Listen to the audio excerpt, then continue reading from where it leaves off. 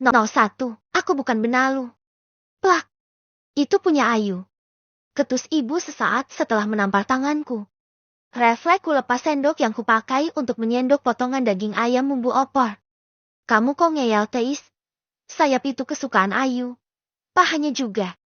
Lagi-lagi ibu menegurku saat aku mengambil potongan daging ayam yang lain. Dada punya Ayu. Sayap dan pahanya juga. Jeroannya punya bapak. Terus saya makan apa, Bu? Akhirnya terluah juga kekesalan yang berusaha aku pendam. Kuahnya kan masih banyak. Ada kerupuk juga. Ayu itu kerja. Pasti butuh gizi dan tenaga. Enggak seperti kamu yang...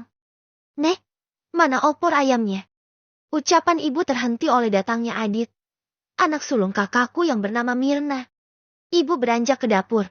Sesaat kemudian ibu kembali. Nih, bilang ke mama kamu. Kalau kurang asin tambahin lagi garamnya. Ucap ibu. Rantang 2 susun dari ibu diterima Adit dengan senyum sumringah. Adit. Pemuda berusia 21 tahun itu baru saja mendapat gelar sarjana. Loh, Bu Likis masih di rumah? Aku pikir sudah ada di negeri seberang ngosek WC. Haha. Adit langsung pergi setelah melontarkan kata-kata itu. Kulihat wajah ibu yang datar dan biasa-biasa saja.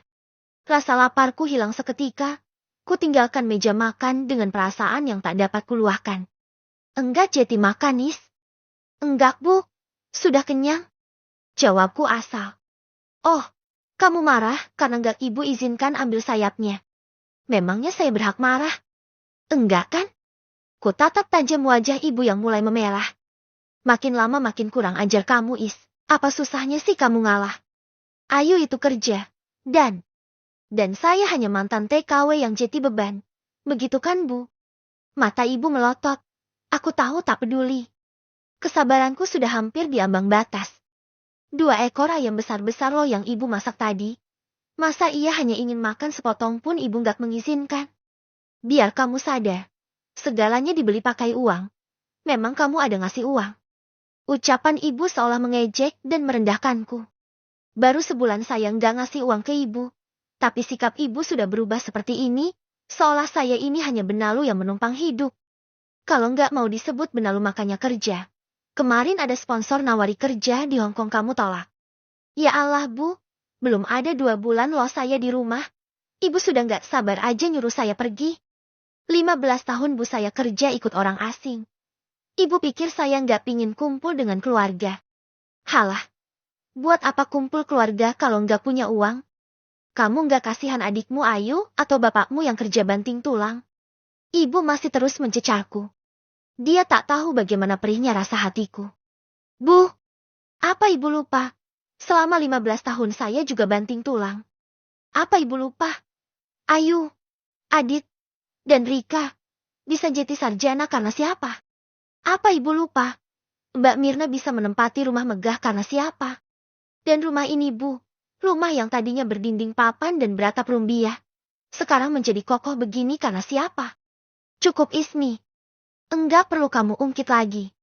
Yang jelas ibu enggak mau menanggung benalu di rumah ini. Kalau mau makan, kerja. Namaku Ismi Faradila. Anak kedua dari pasangan Salma dan Wisnu. Baru 2 bulan aku berada di rumah dan menganggur. Setelah 15 tahun bekerja di Taiwan, menjadi TKW. Setiap bulan ku kirim uang gajiku kepada orang tuaku. Aku merasa senang dan bangga. Karena dari keringatku aku bisa membiayai kuliah adikku yang bernama Ayu, Adit dan Rika anak Mbak Mirna, kakakku. Usiaku 36 tahun, belum menikah. Banyak orang menyebutku perawan tua. Ya, memang aku perawan tua. Karena masa remajaku kuhabiskan bersama seorang nenek yang biasa kupanggil Eme, dan dia kuibaratkan ATM yang menghasilkan banyak uang. Ya, pekerjaanku di Taiwan menjaga Eme. Perempuan tua kaya raya yang sudah menganggapku sebagai keluarganya. Awal kepulanganku, sikap ibu sangat lembut dan manis. Mungkin karena aku masih memiliki uang waktu itu. Makin hari, makin menipis uang simpananku. Sikap ibu mulai berubah. Apalagi saat ada sponsor menawarkan pekerjaan di Hong Kong dan aku menolaknya. Ibu seolah memusuhiku. Begitu juga dengan Ayu dan Mbak Mirna.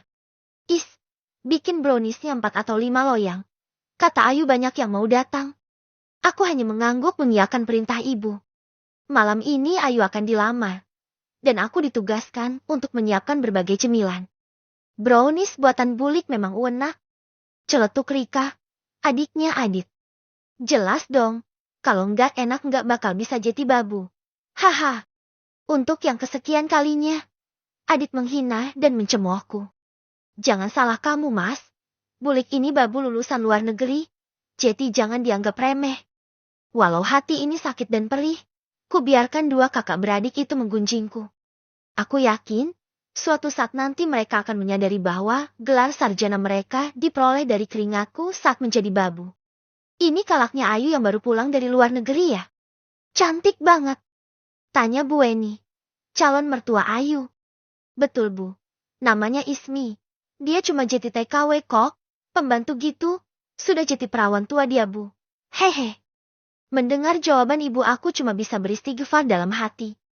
Menyayangkan. Kenapa ibu harus bicara seperti itu? Bukan aku tak mau disebut pembantu. Bukan. Aku cuma heran dengan ibu. Harusnya cukup menjawab seperlunya saja. Menjadi perawan tua bukan kemauanku. Harusnya ibu berpikir jernih. Kenapa aku bisa menjadi perawan tua? Acara lamaran telah usai. Keluarga Bu Weni sudah pulang. Hanya tinggal Mbak Mirna dan suaminya yang bernama Mas Kamal, serta Adit dan Rika. Yuk, bantuin Mbak dong. Mbak nggak sanggup ngerjain sendiri.